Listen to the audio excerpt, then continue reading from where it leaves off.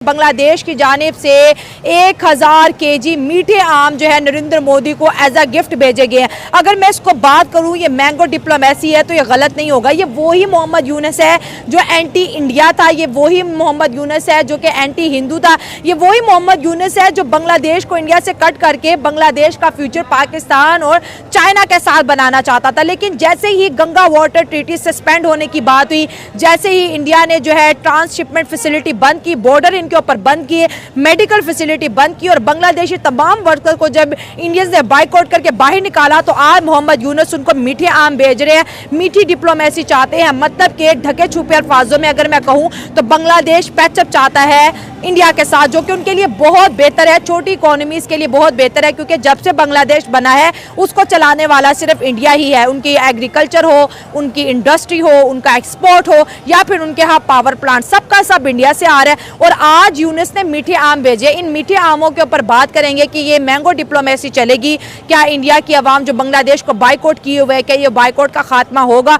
कोई नई terms reason में कोई नई डेवलपमेंट समेत। हमारे यहाँ तो जो मैंगो की टर्मिनोलॉजी होती है कि भाई आपको मिस्टर ए ने मिस्टर बी को क्या दिया, तो वो कहते हैं कि मैंगो दिया। अच्छा। ठीक है, वो एक डिप्लोमेसी वो होती है। दूसरा, अब इसके पीछे ना आप ये कह लें कि मुहर्रिकात हैं, इसके पीछे आप ये कह लें करैक्टरिस्टिक्स भी हैं, लिमिटेशंस भी आप लोग कह सकते हैं कि गियो जिसे इंडिया हमारे यहाँ वीट कहते हैं, गंदम कहते हैं, बांग्लादेश में उसकी शॉर्टेज है। ठीक है। और पहले बांग्लादेश जो है वो इंडिया से लेता था और अभी बांग्लादेश ने 5 इयर्स का जो एग्रीमेंट है वो यूएस के साथ, यूएस घसीट के लेके आया है उनको एग्रीमेंट में कि हम आपको जो है ना वो गंदम एक्सपोर्ट करेंगे, गियो देंगे। ठीक है।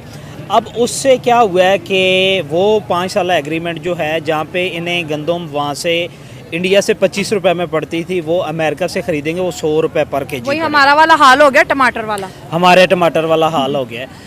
अब वो एग्रीमेंट करने के बाद बांग्लादेश को समझ आई है कि मैंने 5 ईयर का एग्रीमेंट तो कर लिया है, मेरे पास फॉरेन रिजर्व पहले कोई नहीं है, मेरी इकोनॉमी पहले कोलैप्स कर गई है, पॉलिटिकल इंस्टेबिलिटी ऑलरेडी मेरे पास चल रही है, तो मैं ये किस चक्कर में जो है वो जा रहा हूँ। उसके बाद नरेंद्र मोदी की, अभी ये देखें कि नेटो ने जिस तरह नरेंद्र मोदी को थ्रेट किया, गवर्नमेंट ऑफ इंडिया को थ्रेट किया, रशिया को थ्रेट किया, ब्राज़ील को, चाइना को मिला के, तो अब उनकी internal diplomacy doctor S Jaishankar ने विज़िट किया चाइना का और उसके फ़ौरन बाद चाइना ने ये बयान दे दिया कि हम रेक को रीऑर्गेनाइज़ करते हैं, रशिया इंडिया चाइना ट्राइओका जो है उसको। जय हिंद साथियों, जब से बांग्लादेश में तख्ता पलट हुआ था उसके बाद से जो बांग्लादेश और भारत का संबंध है इस पर काफ़ी बुरा प्रभाव पड़ा था साथियों। भारत और बांग्लादेश के बीच में एक तरीके से अंदर ही अंदर जो है मतभेद, ठीक है साथियों, मतभेद पैदा हो गया। ऐसा लग रहा था कि जैसे बांग्लादेश अब किसी भी तरीके से भारत से अपना जो है रुख धीरे धीरे मुड़ता नजर आएगा। और ये जब से मोहम्मद यूनुस आए थे सरकार भंग होने के बाद से हमें लगा कि भाई ये नोबेल पुरस्कार विजेता है, बहुत पढ़ा लिखा इंसान है, अपने देश की भलाई के बारे में सोचेगा और इसकी भलाई इसी में है कि इस समय ये इंडिया का साथ अपना रहे। लेकिन ये उस नीति के एकदम खिलाफ रहे। किसी भी तरह का ये जब योजना लाते थे उसमें ऐसा होता था कि वो किसी भी तरीके से भारत के हित में नहीं होता था, भारत के विरोध में ही होता था और ये इस तरीके से अपना विरोध जताते हुए नजर आते थे। इस चक्कर में हालांकि भारत में ऑफिशियली कोई कदम इनके लिए नहीं उठाया था।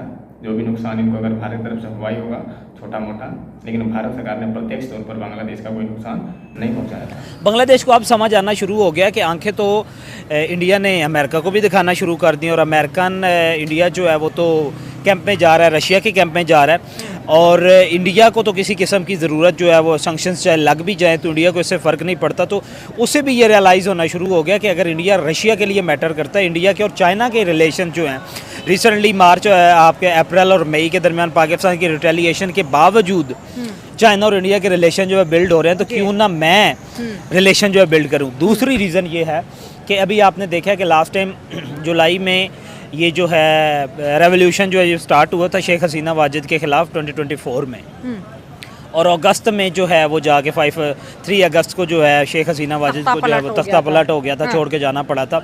अभी दोबारा अवामी लीग और कुछ नाराज़ लोग जो थे बांग्लादेश के वो दोबारा सड़कों पे हैं। आप लोगों ने न्यूज़ जो है वो ऑलरेडी पढ़ी हुई होंगी। वो मोहम्मद यूनुस के ख़िलाफ़ जो हैं वो ग्राउंड मैदान में जो हैं वो आगे हुए हैं। तो मोहम्मद उसके क्योंकि मोहम्मद यूनुस को ये पता है कि इसको नो डाउट कि अवामी लीग सपोर्ट करे और अवामी लीग को कौन सपोर्ट कर रहा है, वो इंडिया सपोर्ट कर रहा है। उसे पता है कि अगर अवामी लीग जो है वो अपनी फुल स्ट्रेंथ के साथ दोबारा सड़कों पे आ जाती है तो ये जो मेरा जो ये सो कॉल्ड पावर है या इक़्तिदार है ये तो तितर बितर हो जाएगा, मुट्ठी में रेत की तरह जो है वो निकल जाएगा। देखिए, अगर शेख हसीना चली गई और मोहम्मद यूनुस उसी तरह से ही रहते जिस तरह शेख हसीना वाजिद रहती थी, तो आज इस तरह के हालात नहीं होने थे। लेकिन इंडिया ने मैंगो तो रिसीव किए, नरेंद्र मोदी ने शायद आम खा भी लिए होंगे कि बांग्लादेश से आए हैं, लेकिन कोई रिस्पॉन्स नहीं दिया जा रहा ना। देखिए, जिस तरह उन्होंने हिंदुज़म को जिस तरह से टारगेट किया, फिर उन्होंने आप देखेंगे मंदिर को कितना टारगेट किया, फिर उन्होंने बॉर्डर्स के ऊपर BSF के जवानों को कितना टारगेट किया, और आज एकदम से चीज़ें जो है ना वो रिवर्स हो रही हैं जी, मैंगो भेजे जा रहे हैं। या फिर आपको ये लगता है कि मालदीव की तरह जो है बांग्लादेश को भी सबक मिल गया है और वो चाहता है कि भाई पाकिस्तान के साथ भी अच्छे ताल्लुकात हैं, चाइना के साथ भी हैं, चलो इंडिया के साथ कोलैबोरेशन करो, क्योंकि 3 बॉर्डर्स उनके इंडिया के साथ लगते हैं। देखें, बिल्कुल ऐसी ही बात है। इंडिया के बगैर जो सर्वाइवल है बांग्लादेश का, वो तो सर्वाइवल की जंग में पड़ जाएगा।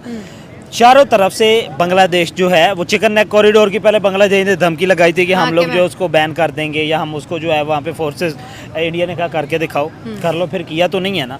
उसे अब इस बात की बांग्लादेश को समझ आ गई और बांग्लादेश के रिलेशनशिप में बहुत ज़्यादा सुधार आता हुआ हमें नज़र आ रहा है। आज यूनिस गवर्नमेंट जो कि हमेशा इंडिया के ख़िलाफ़ जहर उगलता नज़र आता था, आज उसने 1000 kg बांग्लादेशी ख़ास किस्म के मीठे मीठे आम नरेंद्र मोदी को भेजे हैं कि मोदी साहब ये मीठे मीठे आम खाए और नाराज़गी छोड़े, और आप हमारे बड़े भाई, हम आपके छोटे भाई। 1 साल इंडिया के ख़िलाफ़ जाने के बाद आज बांग्लादेश दोबारा से टाई अप करने के लिए तैयार है। तो क्या समझ आ रही है कि इंडिया तो बांग्लादेश के लिए कुछ बोला ही नहीं, ना उसे कुछ कहा, उसे फ्री हैंड दिया कि बांग्लादेश जो तुमसे होता है कर लो, लेकिन अभी इंडिया ने कोई एक्शन नहीं लिया तो बांग्लादेश पाँव में बैठ गया। इसी को तो मैम पॉलिटिक्स कहते हैं। देखें, अब इसी को देखें अक्लमंदी, दानिशमंदाना फैसले कहते हैं। अब इस तरह के जब लीडर्स होंगे किसी कंट्री में जो कि मतलब कि अब दोस्ती का हाथ बढ़ाएंगे दूसरे कंट्रीज़ के साथ, उनके साथ अपने मफाद नज़र आएंगे, तो ऑब्वियसली वो उनके साथ अपने मामलात सुधारने की कोशिश करेंगे। जो बैग में जो कुछ भी हुआ है, इंडिया इंटरेस्ट गेम चल रही है, लेकिन हम तो इसको मैंगो डिप्लोमेसी कह रहे हैं कि मैंगो के थ्रू भाई जिस हालात सुधारे जा रहे हैं। साथियों, बांग्लादेश जैसे जो है इस समय भारत उसका साथ दे रहा है, जिसका मजबूरी है साथियों, क्योंकि बांग्लादेश भारत का पड़ोसी है। अगर भारत बांग्लादेश का साथ छोड़ देता है तो इससे भारत का बहुत बड़ा नुकसान हो जाएगा, क्योंकि साथ ही बांग्लादेश जैसे जो है ये बांग्लादेश जैसे देश ये भारत के विकल्प के तौर पे जिसको तलाशेंगे वो होगा चाइना। अगर चाइना बांग्लादेश का विकल्प बन जाता है तो साथियों इससे भारत को हर व्यापारिक मामले में नुकसान होगा, क्योंकि जब भी व्यापारिक होता है भारत और बांग्लादेश के मध्य, तो इससे भारत अपना लाभ कमाता है, जो कि इसी चक्कर में इतना विवाद होने के बावजूद पिछले समय से 2024-25 से फिर से अभी मोहम्मद यूनुस जो है, हालांकि मोदी से इनकी मीटिंग हुई, क्योंकि पिछले समय से तो हो नहीं रही थी, कॉन्फ्लिक्ट बढ़ता जा रहा था, लेकिन अब ये मोहम्मद यूनुस को झुकना पड़ा, शायद ये कहें लोगों की नज़र में, या ये कहें कि दोनों देश जो एक तरीके से अब दोबारा से संबंध को बढ़िया बनाने की राह में आगे आ चुके हैं, ये हम कह